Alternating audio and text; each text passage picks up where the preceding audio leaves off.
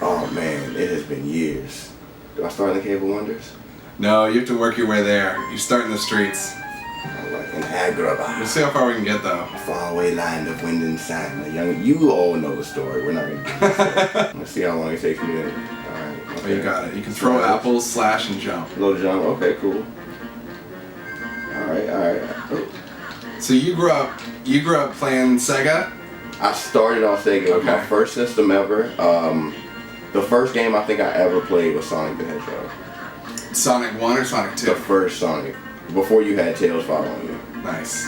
Now my brother, I have an older brother, so he was introduced to like NES and stuff like that, but I was probably like 2-3 years old. I wasn't really picking up the controller to do anything. Mm-hmm. But my first like memorable, maybe 5 years old, Sega definitely.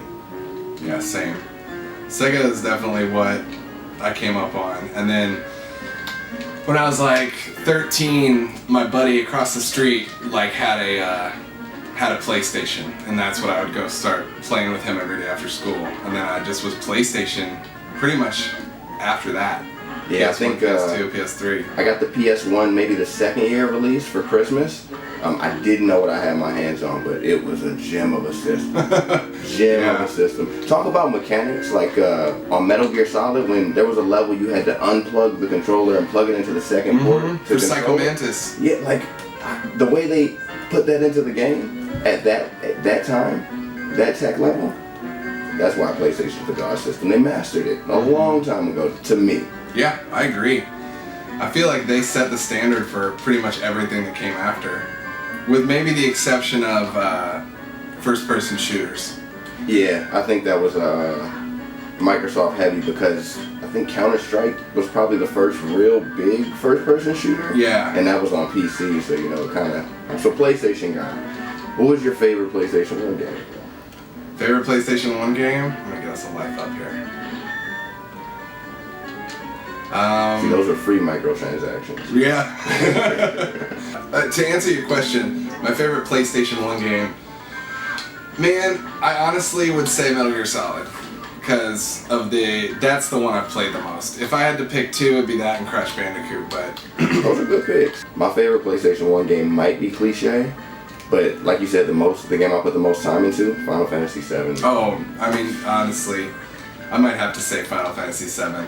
It's funny, I take it for granted. I didn't even think about it as my favorite game for that system, because I think about it as like a masterpiece for all systems. Yeah, it could be the best game on any system. I think I would say that it is. It's the story of that game. It grasped me as a child, it grasped me as an adult. Did it fuck you up when Ares died when you were a kid? What fucked me up more is that Cloud was Zack. Like, this isn't even the guy that I think so badass and cool. Like, he's imitating a badass cool guy. That fucked me up. I was like, oh man. I was such a kid too, though. I was so attached to those characters. I think that's another thing that might be missing, is character development. A lot of these games are microwave games, you know? What do you mean by microwave games? They're, I feel like a lot of people, when it comes with probably social media, there's a short attention span, you know? There's a majority short attention span. So they make the game preparing for the next game. For instance, a really good game that does that is Assassin's Creed. Amazing lore, amazing story, but every time they make one, you can't help but feel they're preparing for the next one. So they didn't really dedicate. Oh, did Iago kill me? Iago guy. I forgot he's still a bad guy at this point. Yeah, right? Because in the sequels, he's turned, right? Yeah, I thought he might have gave me an extra life or a bounty or something. He wants to hurt you. Okay, so you've got projects, you've got songs, but you've also... Tell me a little bit about your podcast that you got going on. What happened is I was working at this company that was an hour away from my home, so I had to drive an hour to work every day and an hour back. And I'm not a song guy, I'm an album guy. So I listen to like Kendrick Lamar, Good Kid, Mad City, track 1 and track 13, listen to 444. So I'm listening to these albums, but not enough great albums are coming out. Yeah. So I started to listen to podcasts. And then I figured out, okay, when I say I do music, the first response I get is, oh, my brother does music, or oh, my cousin does music, my sister's a singer. It's never about maybe my music. Everyone does music, so it's not unique. But when I say I do a podcast, people are like, oh, what's that about? You know, let me figure out what that is and get into that. And it's a way to show people like, hey, this guy's got something to say. Let me listen to his music. Mm-hmm. Not just like, oh, maybe his music's good. Let me see if his music's good. I like the way this guy thinks. Let me see what he has to say on a song. That's it makes a lot of sense, especially in terms of like the fact that you gotta like diversify your content, because when something is super saturated like music, like being able to express yourself otherwise. Now we're back in Agrabah. It's a little lazy here. They make you do this basically same level twice. I mean, it's kind of resourceful. They didn't have to, generate 2 levels. Yeah, that's a positive way of looking at it. I think both of those things, podcasts and music, are extensions of conversation and talk, which you were saying earlier is kind of like I feel like maybe your art is talk, you know? That's what actually got me into music, is just talking. Like, I remember the first line I ever said. We were in Denver on the way to the museum. It was a field trip. I'm like 11 years old, and they were freestyling in the back. And I said, "Look at your shoes. You could have got them off of Blue's Clues." And everyone on the bus was like, "Oh!"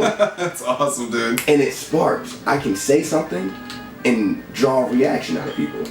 I can say something and make people think or have an emotion. I don't like opinions, because an opinion is going to be like, oh, it's either good or it's bad. But if it's emotional to you, if you feel something from it, whether it be an emotion that makes you feel sad, angry, mad, curious, happy, you attach to it. I like that, and I like to be able to spark that in people, because a lot of people don't think. It's like real human interaction. True. Not just like And I wanted to say this earlier because it feels like, I'm identifying with a lot of things you say, and it's funny that we started by talking about nostalgia, because not only like games with character is human interaction. A character is a human connection. Look how that goes around full circle. Right? Something that I've been learning lately, and it comes with me talking and debating, and that I've had to realize not everyone comes into the conversation, the argument, the debate with the same, not higher level or lower level, but the same level of understanding. So you've got to remember that because you're so passionate and arguing, no, this is the way it is. The earth is round. I know this because that's what you learned and understand. The person that you're talking to it about may not have that same level of understanding. They may have, done some different research or learned some different things. Unless you've seen it, unless you've been to space and seen the curvature, you can't 100% say. So, different levels of understanding. Man, I get you on that. I want to push back on the round earth thing, because I totally respect like the agnosticism of like what I believe is that I believe that I don't know. Yeah. I will always respect that. But I've always been like such a science kid, Yeah. So I gotta like the flat earth thing. Sometimes that scares me, because I feel like there's a point at which do you believe that there is objective knowledge? I don't feel like. I can relate to people who feel like humans were driving themselves crazy, not being able to figure out why why they can't get off of where they are. So to save their descendants that pain of wondering and not figuring out, create a reason. So now we have this thing that we believe that it's rare that we'll see. How many people are going to go to space? Here's where I stand on this. I respect the see it to believe it mentality, but I also worry that we are, because there's so much information in the information age, I worry that we're not trusting experts anymore. You know what I mean? I never thought about it like that. That's true. Because there are people who dedicate their life to studying something, and I feel like we all have this knowledge, but if someone's an astrophysicist or like an engineer, I don't know how to construct a circuit board, so I have to trust that expert. At that point, I would agree that you are putting your faith in something. I just think that personally, I'm comfortable putting my faith in science. That's interesting, because, like you were saying, you have the ability to do the research. I think it's so, knowledge is such at our fingertips. We can figure out anything, but we don't. Because we're also not motivated and self-starters. A lot of people are lazy and just stuck in their ways. So although the knowledge is there, you feel smarter than the people, like you said, who have dedicated themselves to it because you think you can just find it, but you haven't done it either. Yeah, and it's also, you might not have access to all that information, Sometimes you have to, learning math is learning a new language to be able to read new texts. So, I love how we're talking about being a cage and we're on the dungeon level also. Goes right with it. I think that's also music. Not exactly what you say, not what you say being right, but how you say it. And that's also what's dangerous about knowledge being so accessible. Because I can go right now and look at a video of someone explaining to me how they factually know with pictures and diagrams that show Tupac is still alive. Right. And I may choose to believe that, although it may not be true. So just because they say it with that confidence and, oh, I've done this research, I've looked at all these. So the way you say it can make someone believe it. Mm-hmm. And that's what music is, not what you say, how you say it. Because I don't like hype. I'm one of those anti-hype kids. You know? When something starts getting cool and trendy, I'll stop watching it on TV because I don't want, I just don't want to seem like I'm going along with the trend. Yeah. So to not have people assume I place myself furthest away from it.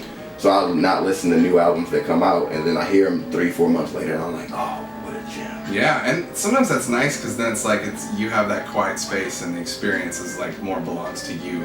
It makes a lot of sense that you would want a little space to come to that album on your own terms and know that you like it because you like it and not because everyone around you does. Yeah, you don't want to see everyone else's opinion put on front, and now that's affecting your opinion and your evaluation of it. Yeah, exactly.